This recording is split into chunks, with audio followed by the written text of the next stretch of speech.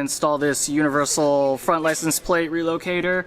We're just going to drill a hole in here so that we can get it in through the tow hook and mount it that way.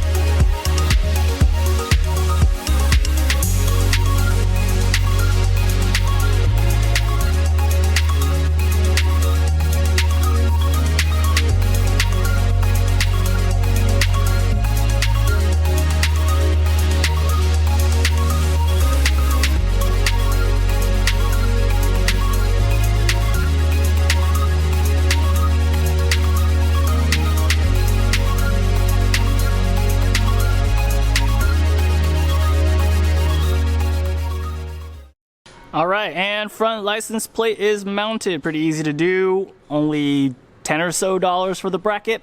Link in the description below.